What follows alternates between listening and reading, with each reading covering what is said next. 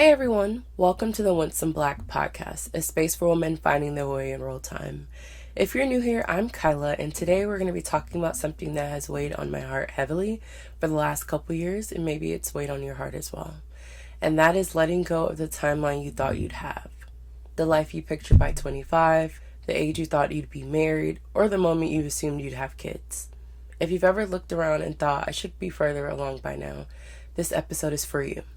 Now, I do want to give a quick disclaimer. I'm still very much sick, but I still wanted to push out this episode because it's something that has weighed on me very heavily. And at the start of the new year kind of brings those thoughts to everyone's forefront about where they thought they would be.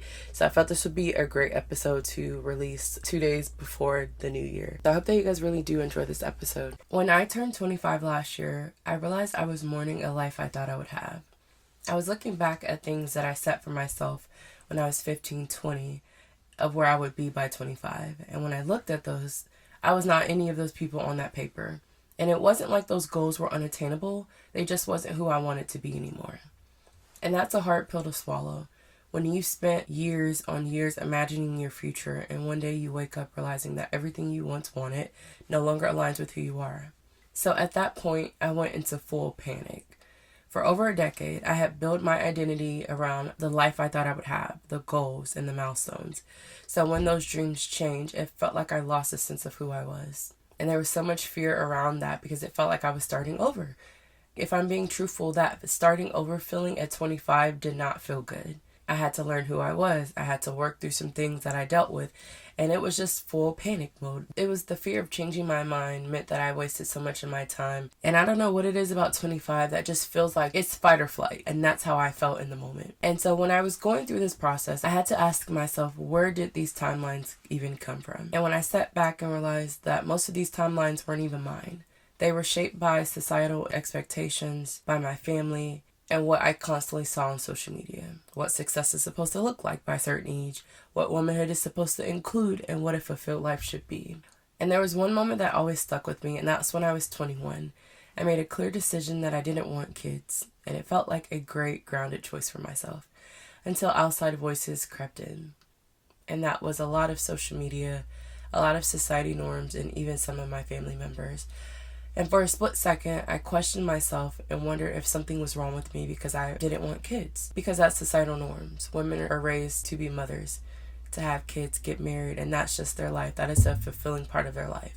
And for me, I didn't feel like that would fulfill my life. And so when I look at this, for a split second, I questioned myself and I wondered if something was really wrong with me. Was I being selfish? Would I regret this choice when I got older? And that's the power of external expectations. Somehow they can make you doubt your decisions that you're actually confident in. They can convince you that your desires are only valid if they match what's considered normal. But the truth is, growth doesn't always mean adding things to your life.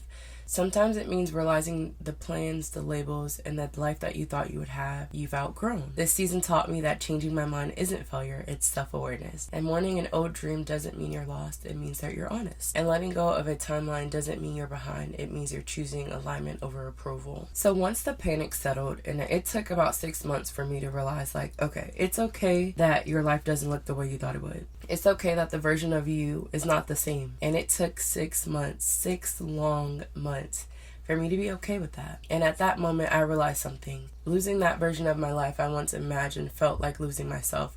But what it really was losing an outdated version of me. And we don't talk about that enough, how normal that is in your 20s. You're not supposed to be the same person that you were at 18 or even 21. Life happens, you learn things, you unlearn things, and naturally your desires change. For a long time, I tied my worth to milestones, to what I thought I should have accomplished by a certain age. And when those milestones weren't happening or weren't even what I wanted, I felt like I was failing. But those timelines didn't account for healing. They didn't account for burnout, heartbreak, growth, or self-discovery. So I had to ask myself, who was I actually living for? Am I chasing these goals because they align with me or because of what I see online? And once I started being honest with myself, I realized that alignment matters more to me than approval. Just because something is expected of you doesn't mean it's meant for you. And I stand on that. Right now, success looks different for me. When I was younger, I wanted to be a veterinarian, and I still, to my core, love animals, but that life isn't what I wanted anymore. So that was a big moment of grief for me in my life. And I just had to do a lot of self-discovery. And it's crazy to think back on it, because when I was 10, I decided I wanted to be a veterinarian. And up until 20, that's 10 years of my life. And then I spent the last 5 years of my life figuring out who I was. And goals that I had back then are not even the goals I have right now.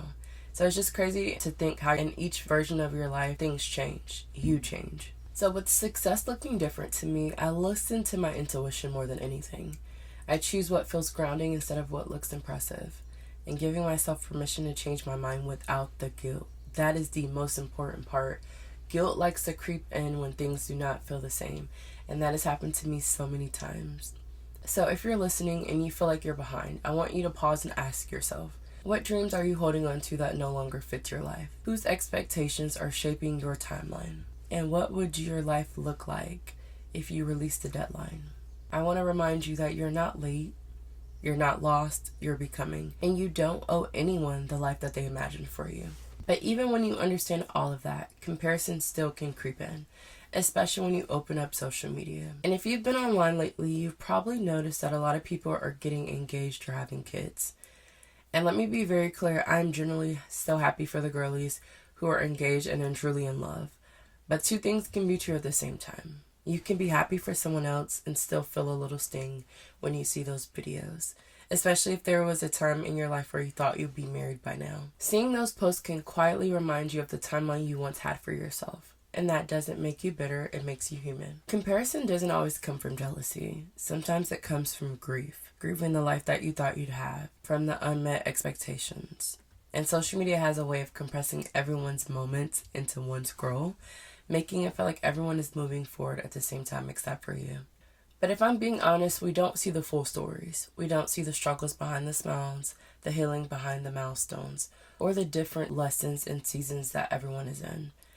Your timeline isn't wrong because it looks different, and your worth isn't measured by what hasn't happened yet. Comparison is just a signal. It's showing something you once wanted, not something you're failing at. So if social media ever makes you question yourself, let that be a cue to pause, breathe, and remember. It doesn't need to look like anyone else's to be meaningful. Before we wrap up this episode, I want to leave you with this. If your life doesn't look the way you thought it would by now, that doesn't mean you're failed. It means you've grown. It means you've learned enough to choose alignment over pressure, peace over performance, and truth over timelines.